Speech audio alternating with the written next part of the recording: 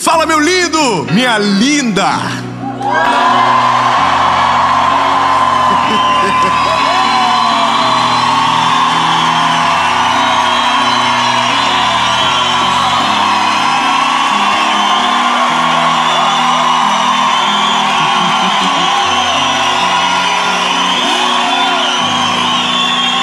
Ah, meu Deus. Minha pressão quase baixou. São Paulo, bebê. Estamos em São Paulo. E essa é... E não foi nada combinado aqui. Os irmãos são... É porque nós estamos muito felizes. Porque sabemos que cada palavra da série Oásis vai ser uma resposta de Deus para você. Então, abra o seu coração. O tema dessa mensagem, eu tenho certeza que vai impactar a sua vida. Eu só quero, antes de qualquer coisa, só para...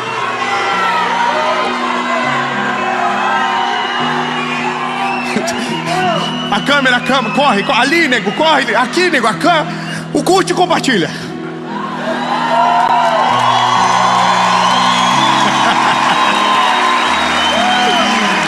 Aí, curte e compartilha, inscreve no canal, manda o vídeo, nem que seja uma indireta para alguém, ativa o sininho. Aquele grupo de política que dando maior guerra, manda uma mensagem no nada.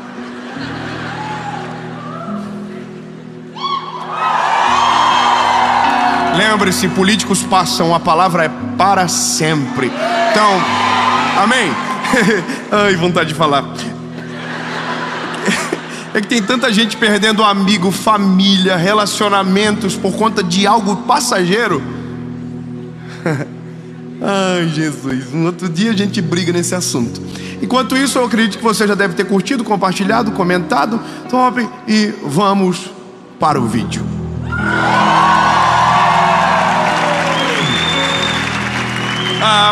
O texto da nossa caminhada é um texto que aparentemente no início ele não conecta com o tema principal, ferimentos de batalha.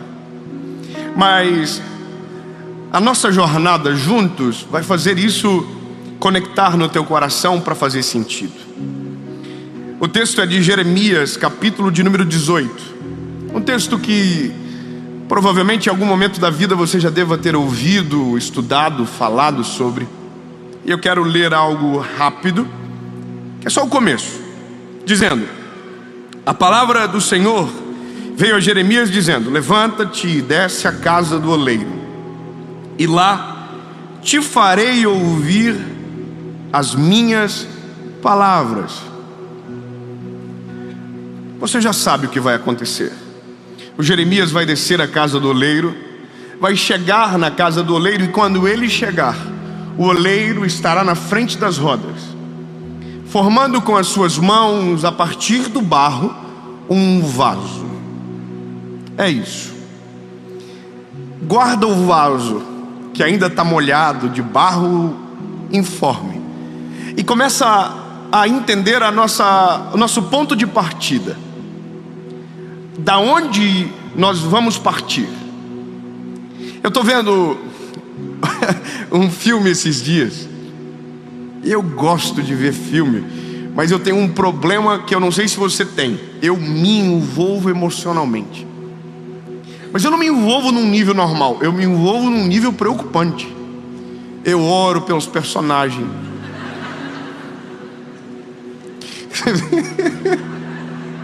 Eu sonho com os personagens. Os personagens fazem parte da minha família no outro dia. E quando morre alguém, eu sinto a dor do luto. Estou falando verdade. Esses dias eu assisti um filme com o personagem que morreu. Aí eu chorei. Minha esposa chegou, não entendeu o que estava acontecendo. Está acontecendo. Fala comigo agora.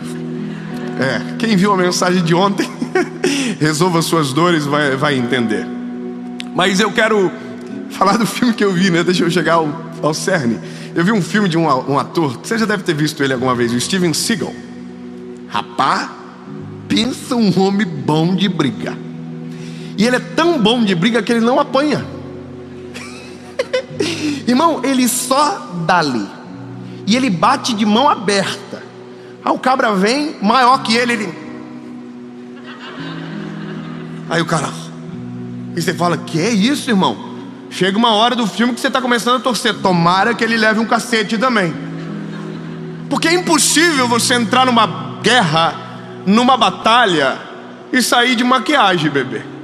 É impossível você entrar numa confusão chamado vida e pensar que não vai ter nenhuma cicatriz e que vai dar tudo certo para sempre.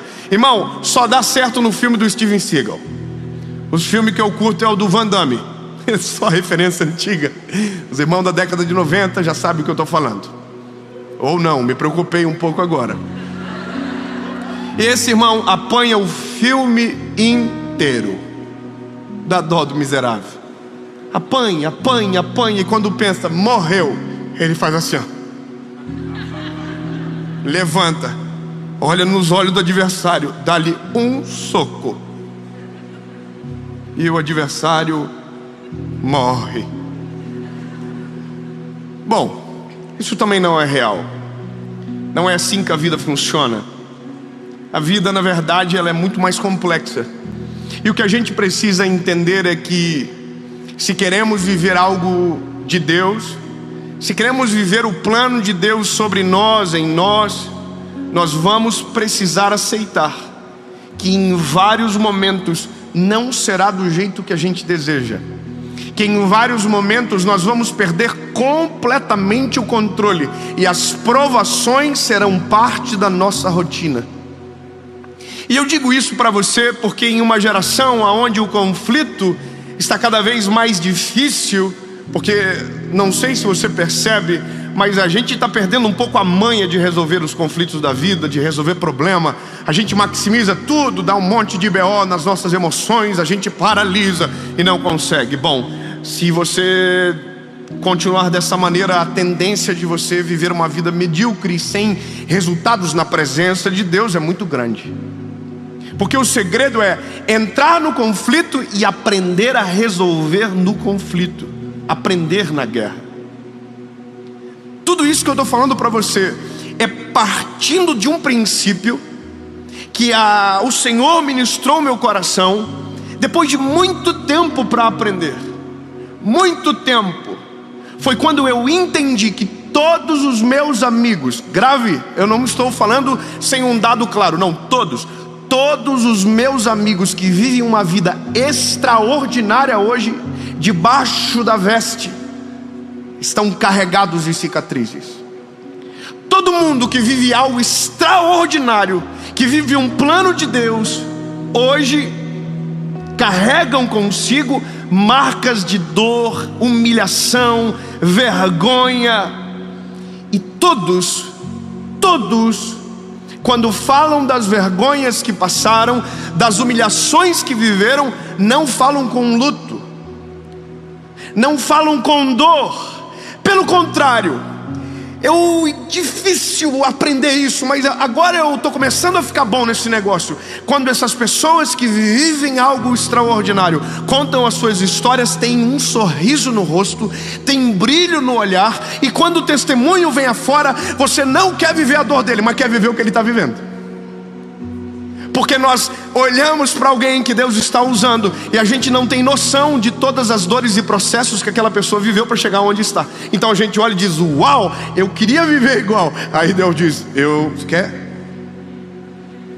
Tem certeza? Aí você faz assim, sobe 2, tira 3, 4 vezes 5, 6, 7. Você faz a conta, olha as letrinhas miúdas do contrato e diz, não quero.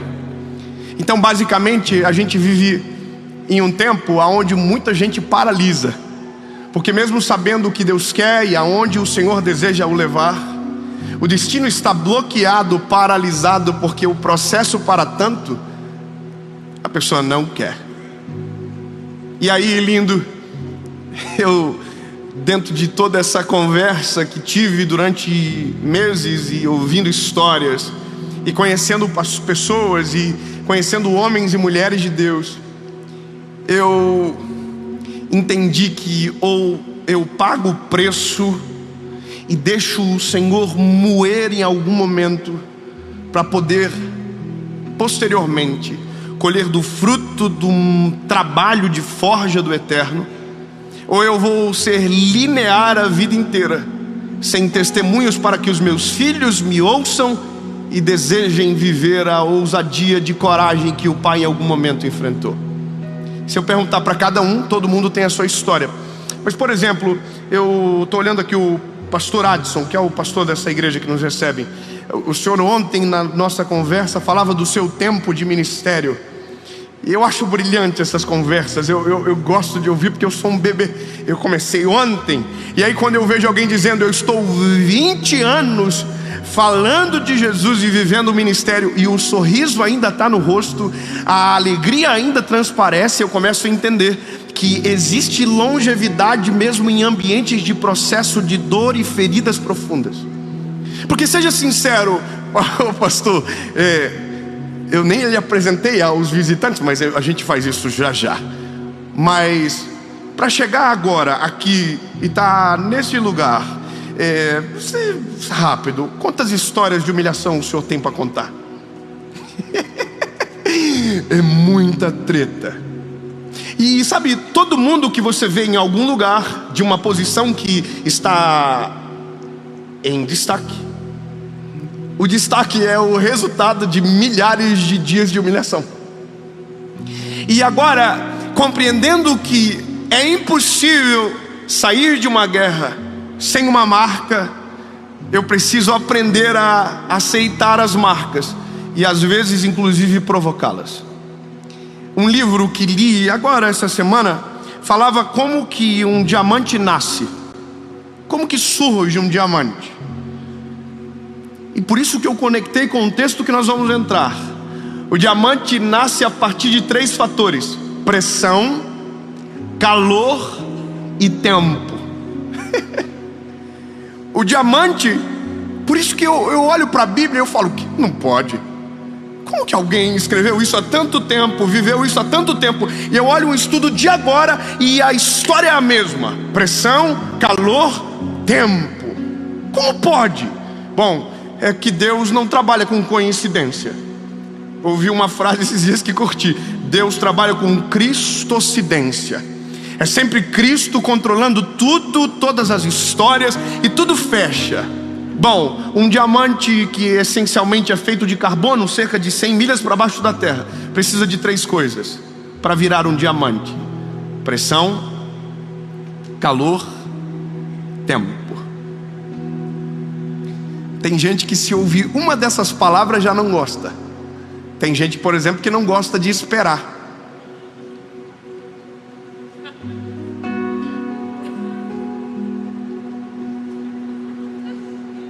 Tem gente que brigou com a esposa hoje, que a esposa demorou demais para se arrumar, e já ficou boladão, já reclamou.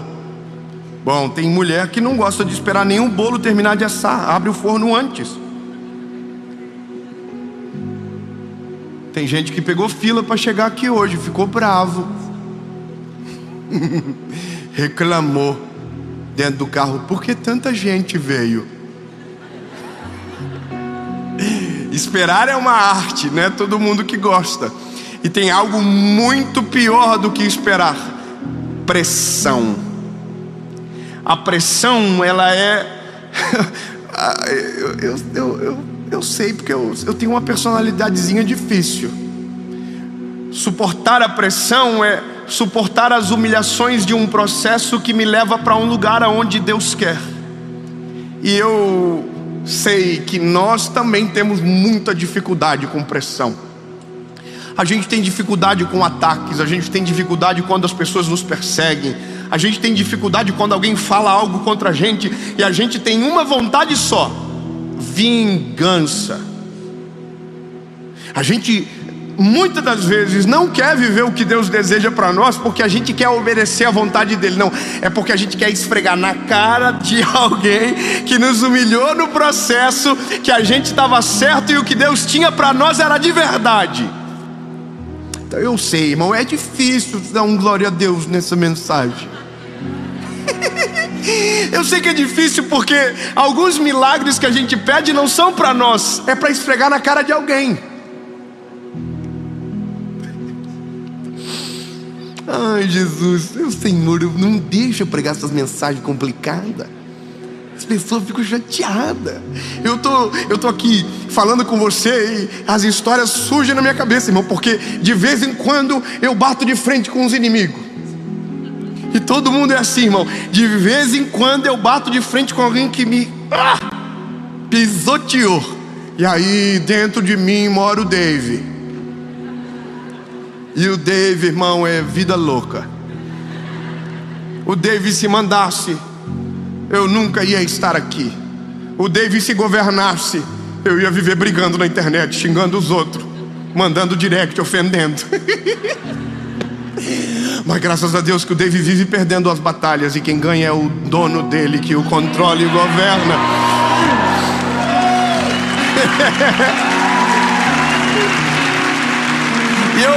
E eu tô falando porque o resultado do que sou é fruto da humilhação que passei. Eu já vou chegar. Porque eu confesso, dá algumas vontades. A gente é ser humano. Por exemplo, eu tô essa semana dei de cara com um irmão. Você consegue fingir que não conhece os outros? Você veio e fez: nossa, não conheço essa pessoa. Não me parece estranho. Irmão, fizeram isso comigo. Só que eu que queria ter feito com ele. Entendeu, irmão? Só que o meu lado, às vezes, muito bobo, a gente quer ficar sorrindo. E como ele fez que não me reconheceu, aí, irmão, o Dave dominou. O Dave falou: devolve o controle do PlayStation aqui. Aí, irmão, na hora eu gritei: ei! E ele se fingindo de louco, indo embora. E eu... Quando ele olha, eu falei: que isso, cara? Não lembra de mim? Claro que ele lembra. Porque eu lembro dele. E aí ele falou assim: ó, você aí? Ó. Aí eu falei: vem cá, rapaz, me dá um abraço. E aí o David dentro de mim diz: conta umas histórias boas. Esfrega na cara. Aí, irmão, por isso que é importante o processo antes da honra. Porque se a honra vem antes do processo, a honra se vira contra você e te transforma em alguém miserável. E eu não falei nada para ele. Eu só dei um abraço e falei: ai, bom te ver, meu irmão. Dentro de mim eu queria contar umas histórias. Eu não fui nem falso, eu só não deixei passar. Isso é sinônimo de que todos nós precisamos de tratamento. Que não importa quem seja, as marcas que Deus nos permite são exatamente para que nesses momentos quem perca a guerra é o nosso eu, e que o nome dele seja glorificado. Por isso que quando olhamos para alguém que passou por muitas batalhas, essa pessoa é digno de ser respeitado, porque para chegar aonde chegou, suportou o que muitos de nós não conseguiriam suportar. Quando eu entendo o que Deus vai falar com Jeremias, eu começo a desejar uma coisa: Senhor, não me solta enquanto o processo não acabar. Não me tira das rodas enquanto eu não ter a forma que o Senhor deseja. Só que isso vai me custar pressão. Pressão. Eu sei que é difícil, mas se nós aprendemos a orar da maneira completa ou de maneira correta, a gente vai dizer: Jesus, manda umas humilhaçãozinhas. Você já pensou que lindo, você que bonitinho, acordando de manhã dizendo: Jesus, hoje eu quero ser humilhado pela Jéssica, Senhor. Jesus, hoje o meu chefe, Senhor, pode liberar. Deixa, Senhor, deixa, porque eu estou precisando. Você nunca vai fazer essa oração, meu lindo, porque a gente não gosta de ser oprimido. Mas se eu te dizer que a opressão de agora é o que garante o teu coração amanhã, se eu te falar que algumas marcas e cicatrizes, quanto mais profundas, mais seguros nos tornam para viver exatamente o plano de Deus lá na frente de você crer. Quer ver uma coisa? Eu vivi muito tempo pregando. Eu pregava só em igreja pequenininha e só para pouca gente, e só no primeiro dia, porque tinha os famosos vinham depois. Os que pregavam bem vinham sempre depois. Então eu entrava para dar uma palavrinha, tipo assim: sexta-feira alguém não consegue trazer ninguém? Chama o Dave. E eu ia, irmão, porque eu tava lá, top, vamos. Irmão, vivi muita treta. Eu sempre falo que conversa de itinerante, de pregador, né, de qualquer ministério, qualquer pessoa, se você conversa com um par seu, todo mundo tem a história triste do que viveu para chegar onde chegou. Então eu tenho as minhas histórias, você tem as suas, mas as minhas também são sinistras. Então eu me lembro de algumas coisas. Por exemplo, eu chegava na sexta-feira para pregar na igreja, tinha bem menos gente do que no sábado e domingo, porque era eu que ia pregar. E às vezes quem estava dirigindo aquele culto falava assim: irmãos, fiquem tranquilos, o melhor vinho é o do final. E eu estava aqui, ó, o suquinho de uva integral, porque se o melhor vinho era do final, basicamente ali era o coitadinho. E eu ouvia coisas, por exemplo: olha, vou trazer semana que vem um pregador bom de verdade. Falei: que é isso, hein? Nesse dia eu entrei no meu carro e eu fui chorando para casa, dizendo: nunca mais eu vou pregar o evangelho. Se for para ser humilhado desse jeito, eu não quero nunca mais. E sabe, eu consigo me lembrar de tantas histórias, de passar humilhação na casa das pessoas, de dormir em um lugar onde não era para dormir, mas como o objetivo parece-me que era humilhar. E sabe, todas as vezes que isso acontecia, eu dizia: Jesus, por que, Senhor? Por que comigo? Por que tanto BO? Por que tanta humilhação? Sabe, as pessoas não têm muita noção disso, porque vê agora. Então fala: nossa, que isso, que maneiro. Bebê, senta comigo, vamos revisitar as histórias. Vamos falar da kitnet. Vamos falar do carro que queimou o para-brisa e a minha esposa gata do jeito que é, com aquela cara de rica, com o guarda-chuva para fora do carro aqui, ó, tirando a água do guarda-chuva, e eu com medo dela brigar comigo. Ela falou assim: só vai, lindo, vai dar tudo certo. E a gente chegar para ministrar num lugar, e quando entrar dentro do carro para voltar, tem um pacotinho de uma oferta com R$14 em moeda, e o combustível para chegar lá foi 20. Então faltava 6, né? E aí tinha um para-brisa que quebrou, mas era Uno, então eram uns R$18. E tudo isso foi marcas necessárias. Quando Deus desce o Jeremias lá, ele começa a prestar atenção, e a Bíblia diz que as mãos do oleiro estão sobre o vaso, e de repente o vaso desmonta, desmancha na mão do oleiro. E eu sei que muitos de nós aprendemos errado sobre isso. Nós aprendemos que o oleiro quebrou o vaso, mas aí a Bíblia diz que o vaso quebrou-se na mão do oleiro, porque o problema nunca é o oleiro, é a matéria-prima que o oleiro escolheu para trabalhar. A gente, não sei se você sabe disso, mas você é ruim de dar ódio.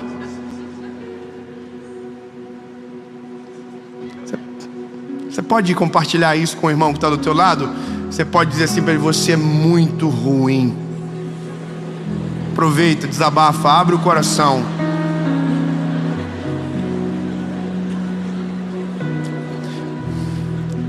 Mas fala para ele: mesmo assim, Deus olhou para você e enxergou aquilo que só Ele consegue enxergar.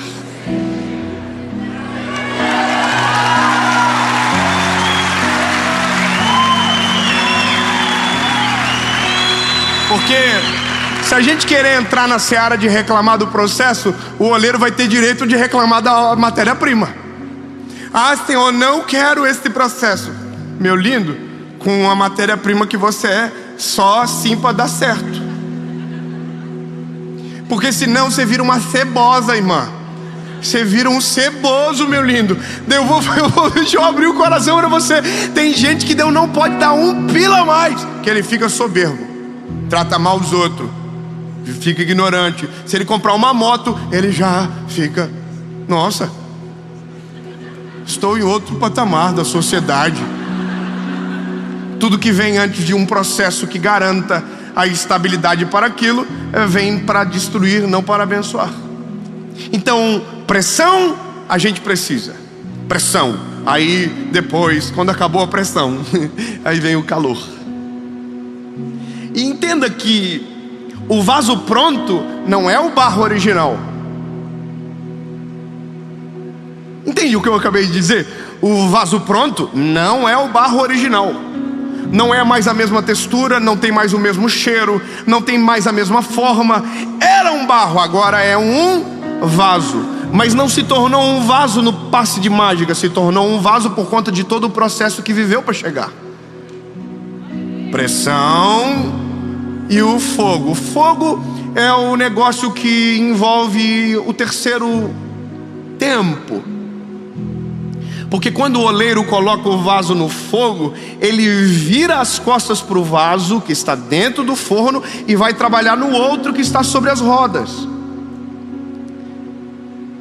Seja sincero, você já se sentiu esquecido no forno? De olhar para todo o cenário que você já viveu e dizer: Jesus, o que está acontecendo? O Senhor só pode que o Senhor me esqueceu aqui dentro. Só pode, o Senhor está pegando fogo, o pau está torando, e parece que o Senhor não ouve a minha oração, o Senhor não olha para mim, o Senhor faz com todo mundo e não faz comigo, o Senhor levanta todo mundo e não me levanta, todo mundo melhora de vida, e eu estou na mesma funda aqui, e aí o fogo está assim, ó. E muitos de nós, nesse momento, abrimos o forno de dentro para fora, e corremos um sério risco de se tornar um vaso frágil, que não esperou o tempo e não aceitou o processo, e no primeiro embate da vida vai quebrar. Escute bem, lindo. Você nunca vai ver um homem ou uma mulher de muito sucesso que não tenha respeitado os processos de Deus na sua história. Não existe esta pessoa, e se existe, a validade dela é breve. Porque quem respeita tempo, quem respeita o calor, a pressão, se torna exatamente quem Deus quer e permanece em quem o fez. Quem se torna pela força do próprio braço aquilo que deseja, faz para si, e quem faz para si tem prazo de validade curto. O ego toma conta, o orgulho o domina, a presunção o absorve, e quando ele menos imagina, tudo que tem se vai, porque nunca foi dele, até porque ele não tinha habilitação para ter o que tinha. Eu conheço gente de todos os tipos, gente que prosperou da maneira correta, gente que prosperou da maneira errada. Talvez você sabe do que eu estou dizendo, mas você já viu que tem gente que prosperou com dinheiro que não é lícito, não tem felicidade no dinheiro que tem. Por quê? Porque não tem o processo correto, não tem o processo real. Você entende isso? Não tem o processo real. Se o processo não acontece, boicota tudo, o resultado, exatamente tudo. Eu preciso terminar. A Bíblia diz que o oleiro está terminando o vaso, coloca o vaso no forno, e agora a gente segue daqui. O vaso, quando fica pronto, quando o vaso fica pronto, a gente pode dizer que agora ele está preparado. E a pergunta é: preparado para Ok, eu passei por um processo nas mãos de Deus, eu fui humilhado pela vida, passei processos, pressão, fogo, tempo, tudo. A pergunta é, para quê? E o para quê errado revela que alguma coisa no processo não foi respeitado. Eu vou dizer, alguém diz aqui, para que os meus inimigos sejam envergonhados. Alguém aqui pode dizer, para que quem riu agora passe vergonha. Quando você olha a Ana, quando o filho dela, Samuel, nasce, a Bíblia diz que o que ela faz não é levar na casa de Penina e esfregar na cara de Penina. Não, o que ela faz é pegar um garoto depois de desmamar e levar no templo e consagrar ao Senhor. Então deixa eu gravar algo no teu coração para sempre.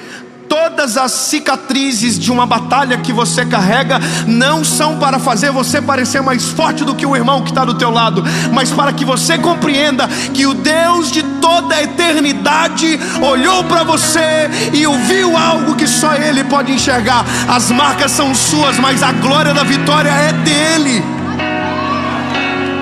O vaso só serve para uma coisa, só para uma coisa.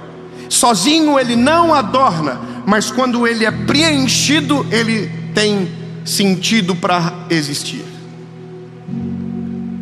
Eu demorei muito para compreender isso, lindo. E como disse algumas vezes, algumas mensagens eu gostaria que tivesse me contado antes. Algumas palavras eu gostaria que alguém tivesse falado para mim. Porque as batalhas que lá atrás enfrentava, se soubesse do que Deus estava sendo, preparando, do que Deus estava, eu teria reações distintas. Teria suportado o fogo em silêncio, porque falei muito na hora que devia ter ficado quieto. Teria esperneado menos, teria deixado inclusive pegar mais. Quanto mais fogo, mais resistência, mais resiliência, mais capacidade de suportar. E aí, lindo, eu já chego no final do vaso. Um dia você olha no espelho e pensa que está pronto. E esse dia você errou de novo.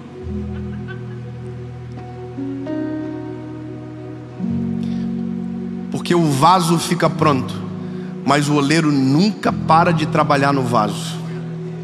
Eu vou falar de novo isso, lindo. O vaso fica pronto, mas o oleiro nunca para de trabalhar no vaso.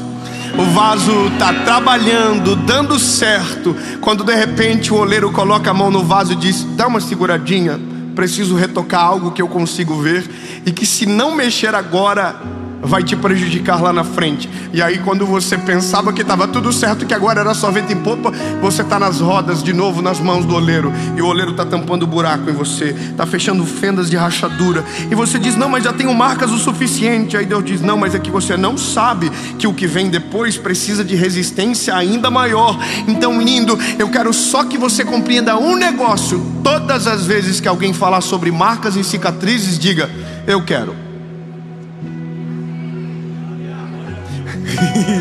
10 irmãos, tá bom, 10 irmãos querem, os outros dizem: não, férias.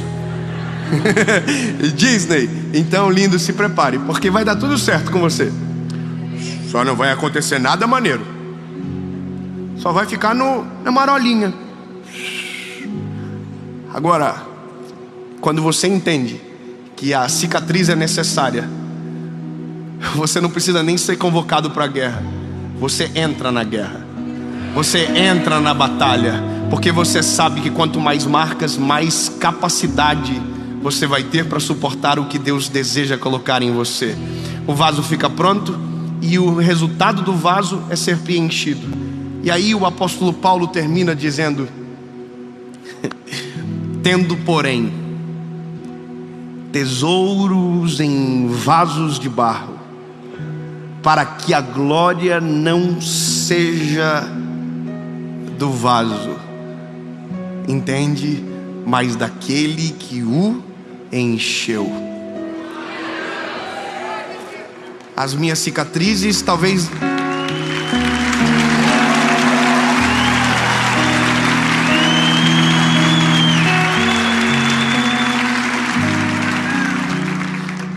algumas cicatrizes a gente nunca vai mostrar para ninguém, mas todas as vezes que a gente olhar, a gente vai lembrar o porquê e para quê. E talvez um dia, é profético o que eu vou falar agora, receba se você quiser ou não. Posição de receber é assim: adorar, abençoar, receber. Eu quero declarar no nome de Jesus que todas as batalhas, todas as guerras que você está enfrentando, ou talvez ainda vai enfrentar, servirão para deixar cicatrizes profundas em você, que talvez não é isso que você desejava, mas se tem alguma coisa que muda o homem de maneira genuína, são as marcas de um combate. Talvez você não percebe, mas cada marca, uma faceta do teu caráter é trabalhada. Cada marca, uma faceta da humildade sua é trabalhada. E quando menos você perceber, uma ferida aberta se transforma numa cicatriz. E a cicatriz que um dia doeu, em nome de Jesus na sua vida, será um motivo para glorificar o nome daquele que te chamou para obras incalculáveis, maiores do que você possa imaginar, mas que só irão acontecer se no nome de Jesus a pressão, o fogo e o tempo forem respeitadas. Amém.